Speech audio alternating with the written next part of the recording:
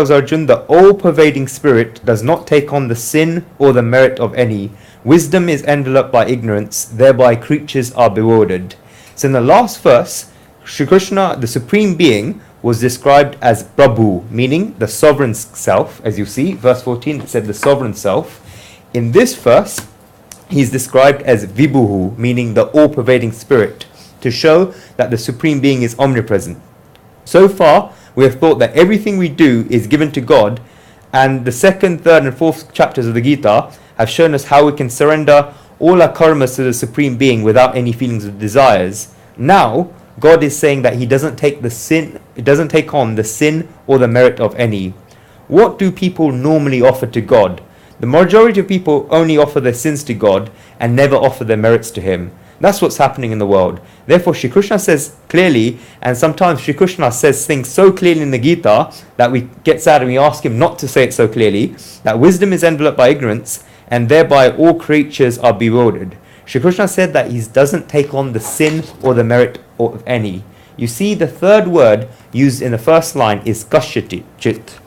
The word kashyachit has been given two definitions by scholars and commentators. Some commentators say that Shri Krishna is being very strict, and by saying this means any creatures. Where he says creatures, it means any creatures. This would mean that the Supreme Being doesn't take on the sin or merit of any creatures. If you try to take the literal meaning of the word, then the definition is correct, that God doesn't take anyone's sins or merits. But those commentators of the path of bhakti, of devotion, with deep devotion in their hearts, have rejected this definition and says that kashyachit only applies to ignorant people. This would mean that the Supreme Being doesn't take on the sin or the merit of ignorant people, but that the Supreme Being does take on the good deeds of His devotees. This is the definition that those commentators with deep devotion in their hearts have given. And they give evidence in the 26th verse of the 9th chapter of the Gita, where Shri Krishna says clearly, Patram pushpam faloyatam yo me bhaktya prayanchati tadaham bhaktu paritam ashnami pariparta tatmana, meaning whoever offers to me with devotion a leaf, a flower, a fruit or water, that offering of love of the pure of heart I accept. The literal translation of the word ashnami, meaning in this verse, is actually to eat. Whoever offers to me with devotion a leaf, a flower, a fruit or water, that offering of love of the pure of heart I accept, or literally meaning eat. Shri Krishna accepts these things. At the beginning, when Shri Krishna is talking from the point of view of Gnan, wisdom, then he says that he doesn't take on the sins or the merits of any. But as the Gita went further and changes took place in Arjun's heart, and Shri Krishna started talking about bhakti, devotion, then he said that he does take on the devotion of his devotees. If someone offers something to God with devotion, then he accepts it. But from the moment when the Supreme Being is talking about wisdom, Gnan, he says that he doesn't take on the sin or the merit of any. He doesn't accept these. What then are our sins and merits? If you look at them closely, you see that they're not two objects. When the thought comes that one is the doer, then sins and merits begin. When there's no attitude of one being the doer, then there's no such thing as sins and merits. Thinkers say that it's very straightforward. Just like when you pour water, the water falls to the ground and fills up any cracks or holes in the ground. If there were no holes, then the water would just spread on the surface of the ground. In the same way, whenever there's an attitude of one being the doer, then the sins and the merits will fill these holes up and cracks up. But when there's no holes of being the doer, then the sins and merits cannot be filled up in those holes. Sins and merits are feelings that human beings have. Sins and merits are associated with morality and have little association with spirituality. Guruji often says many times that if one wishes to understand religion in its truest meaning, and one wishes to understand Gnan in its truest meaning, then they should know 5 things very clearly. They're rituals, religion, God, philosophy, and spirituality. Rituals, religion, God, philosophy, and spirituality. All 5 of these are definitely interconnected, but they're different. The majority of people do not come out of rituals. They understand rituals to be religion. Religion has little to do with rituals because rituals keep changing. As civilizations change, so do rituals. You cannot call them religion. There are so many types of communities, and they all have the different types of sub-communities, which all have different rituals. Some sub-communities do certain things during weddings, and other communities do different things. There's so many rituals. If a person considers rituals as religion, then they're making a mistake. Rituals are not religion. Religion is a completely different thing. Religion is a set of ideas, and at the same time, it's a way of worship. It's a way of life, and it's a way of service. Dharna dharma mityahu dharmano dharmate praja, from our scriptures say, meaning, if you wish to cultivate society, then you need certain things, and the principles that were created to cultivate society are religion. I repeat again, if you wish to cultivate society, then you need certain things, and the principles that are created for this to cultivate society are religion, and humans need to follow these principles. After practicing religion, you have a resolution to meet God. God is the reservoir of all energies. There's such a big wheel of the material world moving that you need energy to keep it moving. Without energy, none of this can move. The source of this energy is God. You can call this God by any name, be it Ram, Krishna, Rahim, Ishwar, Allah, God, Buddha, Mahavir, anything else. He is only one. After that comes philosophy. This is a study of the meaning of life and a study of the different parts of life. It asks what life is. Then you have spirituality. Our scriptures define spirituality as Atmani Adi Iti Adhyatma. Philosophy stops at metaphysics, but the soul, spirituality goes beyond metaphysics. During religion, there was no connection with metaphysics, but with philosophy, metaphysics begins.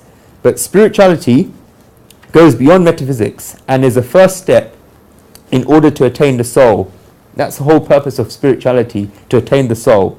When a person reaches the state of spirituality, then rituals and tradition become very ordinary things. Over here, what Shri Krishna is saying is that sins and merits have a relationship with morality and not with spirituality. A person should be moral and do good deeds, but when they have the attitude that they are the doer, then all sins and merits begin. Thinkers have given a very good example to show how a person puts on this hat of the ego. There was once a play going on in the city of Calcutta in Bengal, Kolkata now. The play was going on stage, and the part of the main actor was such that he was harassing the female part, who was his wife in the play, a lot. He was giving a lot of miseries to his wife. He was being very horrible to his wife, and she was tolerating it all out of compassion. The audience were watching this, and when the women in the audience saw this, then they started crying because they sympathized with the wife, and they saw how she was being badly treated. In the first row of the audience, in the auditorium, there was Ishwar Chandra Vidyasagar sitting there. Who knows who Ishwar Chandra Vidyasagar is? Anyone? Ishwar Chandra Vidyasagar has done a lot for women's rights in Bengal and did a lot to improve the situation for women. He played a very big part with Lord Bentinck in ending Sati Praha, where war widows would set themselves alight. When Ishwar Chandra Vidyasagar saw that this man was giving a lot of grief to his wife, he couldn't tolerate it, so he got up, jumped onto the stage, picked up a shoe, and started hitting the husband on the head with it. People just looked and wondered what Ishwar Chandra Vidyasagar was doing. This was just a play, and the husband was an actor. There was a big silence in the audience, and everyone, including the actors and even the wife that were harassed, were completely shocked. Ishwar Chandra Vidyasagar could not stop beating the husband, but the reaction that the actor gave was great. As soon as Ishwar Chandra Vidyasagar started to hit him with a shoe, the actor took the shoe, bowed down to Ishwar Chandra Vidyasagar and said, "I'm very grateful to you." The actor then turned around to the people in the audience and said, "I've won some of the best awards for my acting, but this shoe is the greatest medal and my biggest trophy because such a great and knowledgeable person got so involved in my acting that he began hitting me." Ishwar Chandra Vidyasagar came to his senses and realized what he was doing. He apologized to the actor he realized what his mistake was, and he told him he's made a mistake and asked for his shoe back. The actor said he wouldn't give the shoe back and he'll keep it in his house to remind him that this is the shoe that Ishwar Chandra Vidyasagar hit him with, and this was a testament to his level of acting. What I'm trying to say here was that Ishwar Chandra Vidyasagar went to see a play, but at that time his sense of being a doer i.e. someone who improves the situation of women, someone who earns rights for women, and someone who protects women, became so involved in his life goal that he completely forgot that he was just watching a play. The feeling of being the doer awakened in him, and he began hitting this other person. Then he regretted the fact that he was hitting this other person. But why did he hit him in the first place? He realized this mistake and felt sorry about it because he had hit the actor and had committed a sin. Why did that happen? Because the feeling of being a doer awakened in him.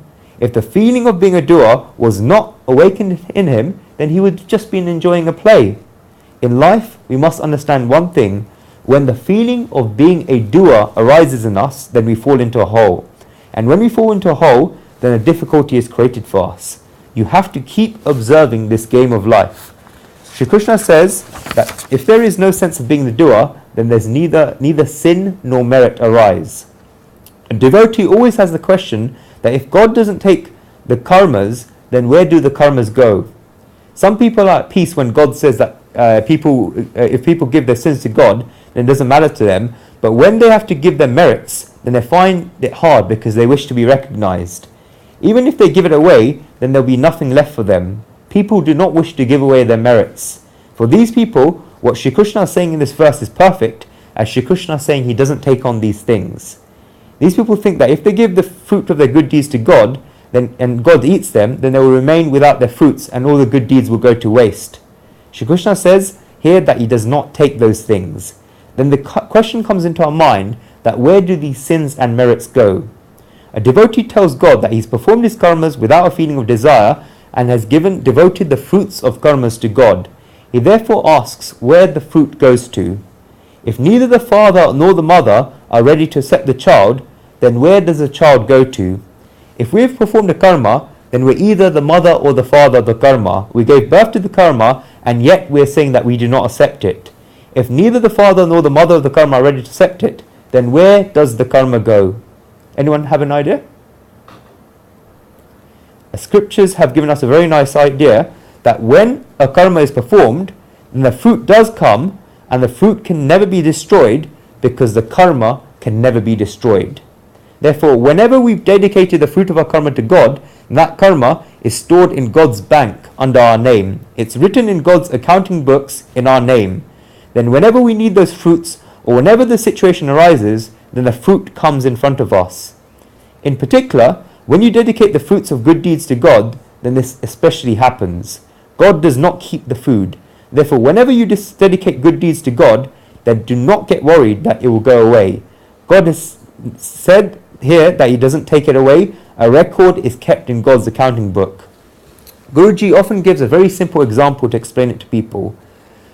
Boys and girls today, is relation to India, don't like sitting, or Indian families, don't like sitting around at home when they finish their studies, so they go to work. When the child completes their studies and graduates from university, so they can start their career, then when the first month of work finishes and they start their career, they bring back home the salary they got straight and give that salary to their mother. It happens less nowadays because you get pay slips, but when they used to get checks and cash, they bring the salary back to the mother. The daughter or son would give the money to the mother so the mom can spend the money as she chooses. The daughter or the son has given the money to the mother, but our families have the rule that the mother never spends the money that the child earns. That's the son's or daughter's money. The mother puts the money in a cupboard with the daughter's name on the envelope, which is often brown. Every month, the daughter keeps, or the son keeps bringing money to the mother, and the mother adds money to that envelope. She doesn't use the money herself. When the daughter or son later need the money, for example during the wedding, then the mother counts how much money she has in the cover and gives the money back to the son or the daughter. The mother finds, for example, there's 18,200 rupees in an envelope, should give money totaling 21,200 rupees to the daughter or the son. The daughter or son did not ask for it, but when the daughter or son give the money to the mother does not use it. The mother gives the money back to the daughter or the son when the time comes. In the same way, the devotee is like the daughter or the son, and God is like the mother. The devotee makes efforts and works hard. When she dedicates those actions to God, God doesn't use them. God is like the mother, and therefore keeps the money in the cover, that's his book. When the needs arises, he gives it back to the devotee. When the devotee needs, then it comes. No good deed ever goes to waste. Whenever you need it, then God comes and is ready to help you. Think about whether any of your good deeds have ever gone to waste. If you're doing good deeds, then help will come to you at unexpected hours. God sends this to us. God helps us. But a person should learn to read and learn to understand that this is God's help. Guruji often says that this is the difference between an ordinary person and a devotee. An ordinary person remembers God and a devotee also remembers God, but an ordinary person only remembers God when he needs God, where a devotee remembers God after God has helped him and when he needed God. Devotee says that God, you've given me the fruit and came to help me when I needed you. When Shama Shet filled up Kunwarbai's bag with gifts on behalf of Narsi Mehta's daughter, then Narsi Mehta sang about this over and over again in his devotional songs. Narsi Mehta was a poet saint in India. His daughter had been married, and you know about some of the social evils that go on when they ask for dowry and they ask for gifts. And they were asking for lots and lots of gifts from him as on behalf of the daughter, him being the father. Narsi Mehta didn't have these gifts, so he placed that letter with the demands in front of an idol of Sri Krishna. 2 days later, a person by the name of Shamo Shet, who nobody knew, came to the town with a horse cart filled with gifts, and he said that it was on behalf of Narsi Mehta, and he gave it to the mother-in-law.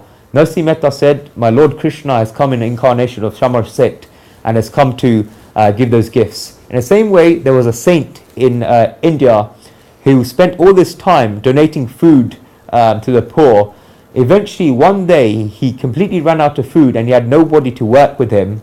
A child came to him all of a sudden, dressed in raggy clothes, and said, can I work with you for a few months? I just want to assist you. I won't take a salary. I'll just eat the food that's left over. Saint said, fine, because he was offering him food. So time went on. Every evening, thousands people came along to the ashram, hermitage, and were being filled with food. He didn't know where the food was coming from. One night, he went back to his kitchen to find out where that boy was eating, and he saw a vision of Shri Krishna in a childhood form. His hair stood on end. He saw Shri Krishna. He said, what are you doing sitting on the floor? He said, I've come, you, my devotee, were out there spending your whole life helping out other people, so I've come to help you myself. This is why a devotee always recognizes that God has helped him during these hours, and that's why Narsi Mehta sang about this over and over again in his devotional songs. What is this? It's a way of expressing one's gratitude that God came to help one when one needed him. Did God only come to fill Kunwar's bag for Narsi Mehta? Who comes to fill the gifts, bags of gifts on behalf of our daughters? Does Chaganlal, Maganlal or Kachalal fill them? God certainly fills the bags of gifts on behalf of our daughters, but we fall short of expressing our gratitude to God. Daughters boast that their brothers came and they gave such nice gifts. Of course, one should certainly have feelings towards their brother, and there's no denying this, but how did the brother come on time and stand there? The brother had done all the preparations and he had got all the bags ready. He came out of the airport. What if he realized that none of the bags came out of the conveyor belt and all the bags were left behind? What could he then do with giving the gifts? What if his flight got cancelled? What then would he be able to do? What if he went on the train and there was rain that ruined all the flowers and other gifts? How is it the brother able to come on time? Certainly have strong feelings for your brothers, but worship God in your brothers. Then this golden opportunity to express your gratitude to God will not be lost. They remember God, so your devotion will be strengthened. Guruji often says that ordinary people always remember God when they need him. When a daughter or son is getting married, then the mother has a lot of tension. The mother is preparing for 6 months worrying about what will happen. After 15 to 20 days, we get a wedding invitation, so we telephone her and tell her that we've got the card, so she should call us if she needs any help. She said, no, because I've got a lot of grace from God. Bhagwan Nikrupache. She's got a lot of grace from God. Then a week left before the wedding, you call her back as a courtesy call, and you ask if you can be of help because the wedding's fast approaching. She says, no, because I've got a lot of grace from God. She will not need help because everything's going well. She says 50 times a day she's got a lot of grace from God. On the day of the wedding as well, when the whole ceremony is going on, then you ask her if she needs any help. She again says no, because we have a lot of grace from God, everything's going well. The wedding's finished, the daughters got married, you call her 2 days later and ask how she found the wedding. Now look how her language changes completely. She says, weddings are a walk in the park, nobody does planning like we do. We still have bags of money left, even though we gave contracts to everyone, including the decorators. Now, God is put to the side, and we'll be lucky to even get one mention during the day. Now she doesn't even mention God. When God was needed, then she said, it's because of God's grace. But now, what about when the job was done? This is an ordinary person. A devotee, on the other hand, remembers God while performing work, but also remembers God when works are finished. He says, God, I see you there, and God always remembers this. If you want to understand this from another meaning, then when we've deposited a lot of merits in God's accounting books, then this means that God becomes a trustee, because God doesn't keep anything, and the accounts have been credited. The fun of the devotee is another thing. This is what happens when one has dedicated the fruits of their good deeds to God. If an ordinary person gives some people in a town money, whereby one person gets £5,000, another person gets 10,000, then when this person leaves the town and comes back after a long time, then people will remember him and greet him because they all owe him money. If a person who has owed money from debtors can walk around in a town with his head up, then what about the fun and the high spirits of a devotee that has Ram as a debtor? Such a person has amounts in Ram's accounting books. His high spirits are another thing altogether. Nobody causes problems for a person they owe money, as they know that they need that money. Nobody even looks at them in the wrong way. Who then can look at a person who has God as his debtor in the wrong way? Who's heard of the Maharashtra saint, Swami Ramdas? He was the guru of Shivaji, the great king. Swami Ramdas put the word Samarth before his name, meaning mighty. I like this word very much, Samarth, mighty. So he called himself Samarth Swami Ramdas, mighty Swami Ramdas. He was the guru of Shivaji. He says this, Samartha chiya sa vivakare pahe asware bhumandari korohe, meaning, I am servant of the God, the mighty. Who is there even to look at me with a bad eye? I repeat that quote. Swami Ramdas said, I am a servant of God the mighty. Who is there even to look at me with a bad eye?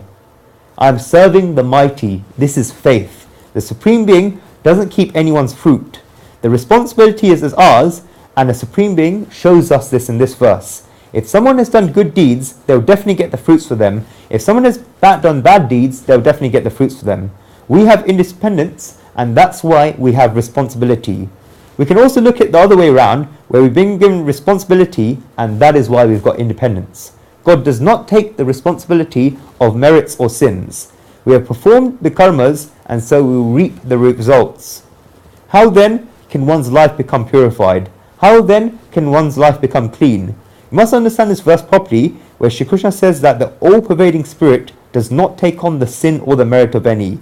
He adds that wisdom is enveloped by ignorance, thereby creatures are bewildered. What is this ignorance? There are two types of ignorance. The first is that when the result of karmas is pleasure, then a human being thinks that he is a doer. And the result of karmas is pleasure, the human being thinks that he is a doer. The second is when the result of karmas is pain, then the human being thinks that God has given it to him. That's when the result of karmas is pain, then the human being thinks that God has given it to him. This is ignorance. The human being has to carry the responsibility for both pleasures and pains. What is ignorance? Vedanta Chindavali describes it in a very nice hymn, that ignorance is when an individual soul forgets his true form. Guruji has read the Vedanta Chindavali a long time ago, but it recently came into his hands. In 2 or 3 verses, it explains to us what ignorance is.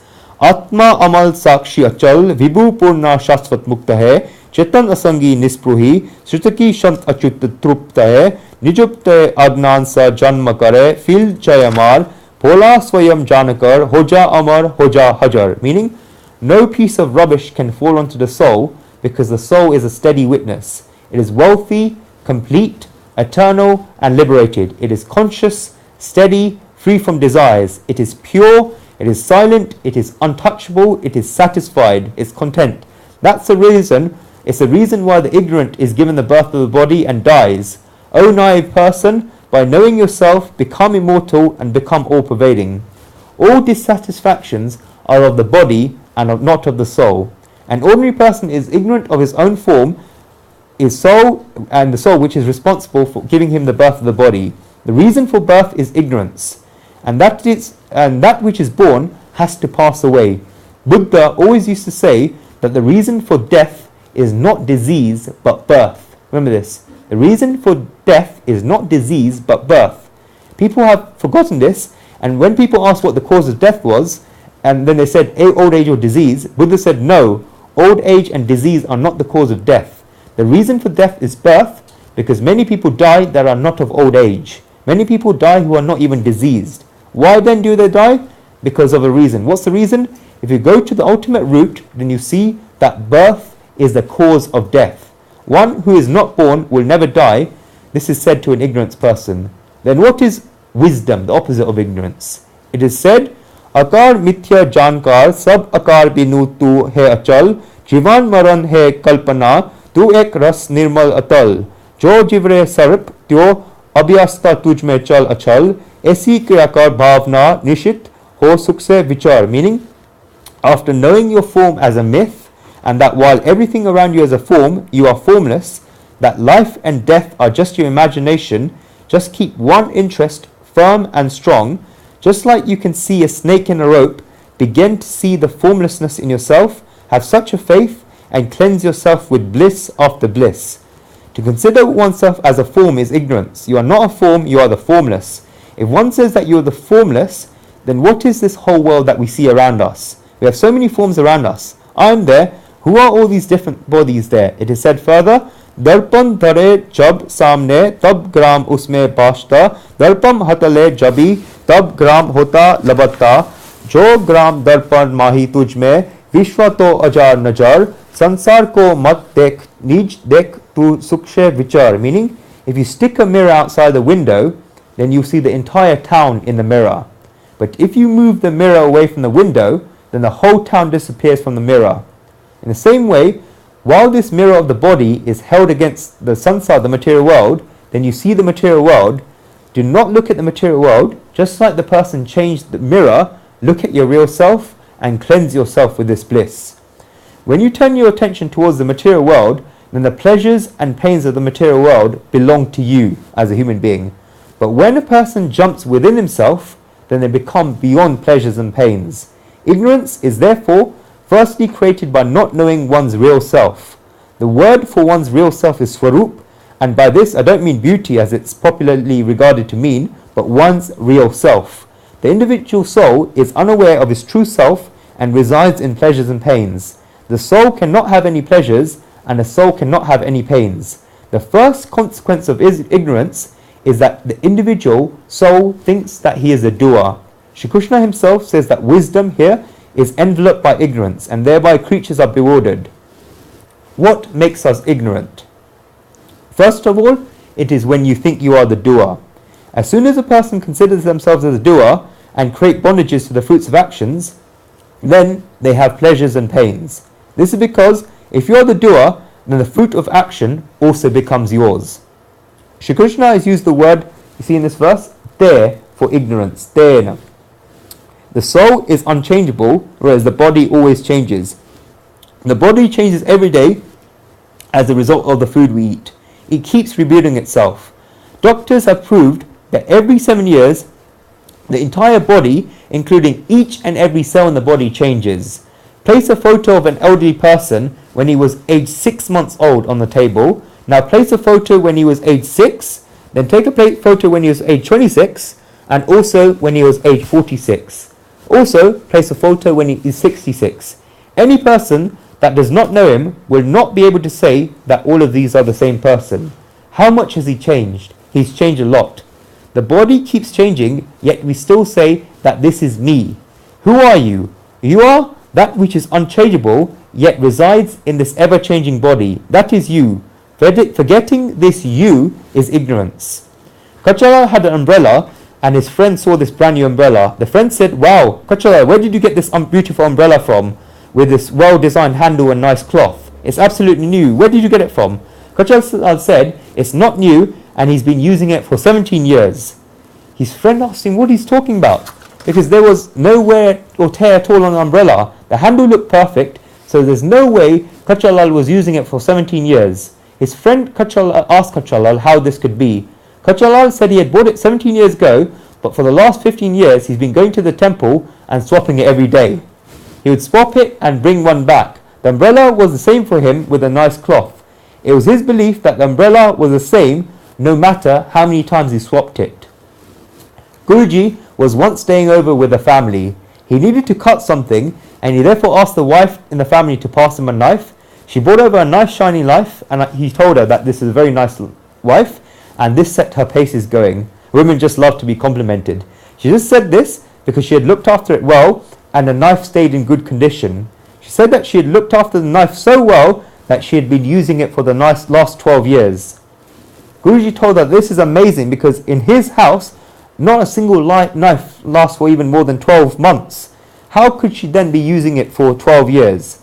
Guruji asked her how the blade has been lasted all these years. She said it's because she looked after it so well.